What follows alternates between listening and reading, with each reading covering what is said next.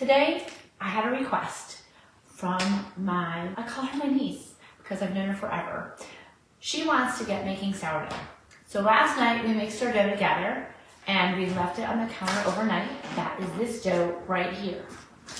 But because she doesn't live close, I told her that I would show her what to do next. This is what the dough looks like after it's risen.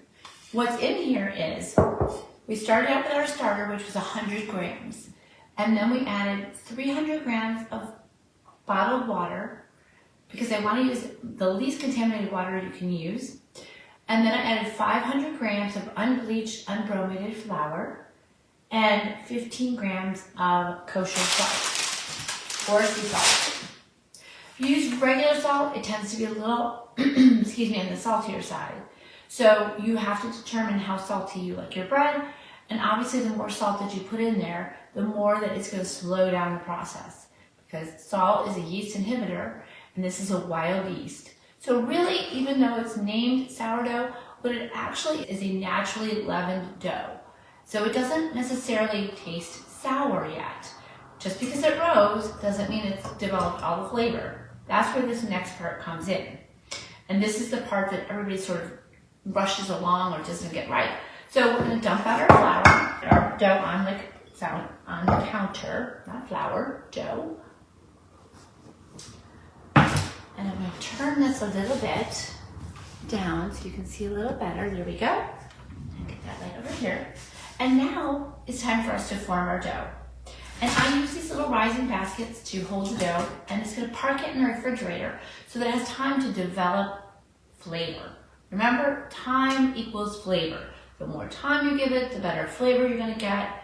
And this is where people get caught up. What do I do with it now? The dough is risen. Do I just bake it? No, you need to form it.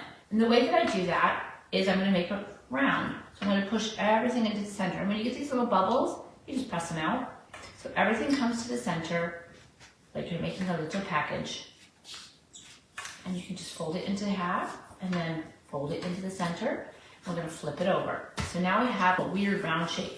We're just going to circle, and as we circle, we're pushing that dough with our hand. So we're just pushing it around. And once you get it to a nice tight stage, don't leave it on the counter for a few minutes. Because if I were to take it off the counter and just pop it into this basket, look at the bottom. It's going to start to separate. So if I give it a chance to just relax for a few minutes, it's going to hold up its shape a lot better. So we're just going to hold it onto here for just a few minutes. And I like to brush the surface with a little extra, just a little dusting of flour. Again, I've showed this before, but this is just a mason jar with flour and a little screen adapter that I bought off Amazon, and it's been great. So now I'll just pretend that it's relaxed. I have my basket that I lined with plastic wrap. They do come when you purchase them. They come with like a linen wrap, but they tend to get funky over time, and I'm really not into that. So I just use plastic wrap. We're going to pick up our loaf, and we're just going to invert it. So now the top is on the bottom, and it's going to get that beautiful shape of the basket, that nice round shape. And I give it a little press in to make sure, and a little pinch to make sure that it stays together. And then I'm going to cover the top.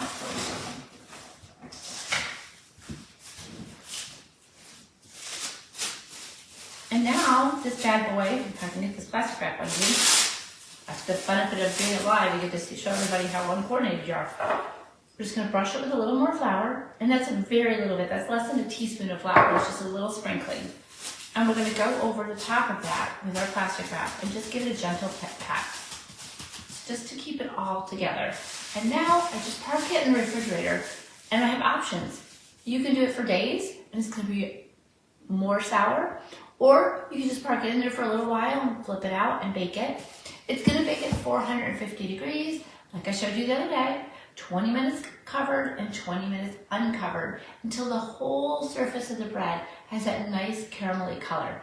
Now personally, I like it really dark. I like that really almost to the point of just on the verge of burning, so you get that really deep flavor. Love that.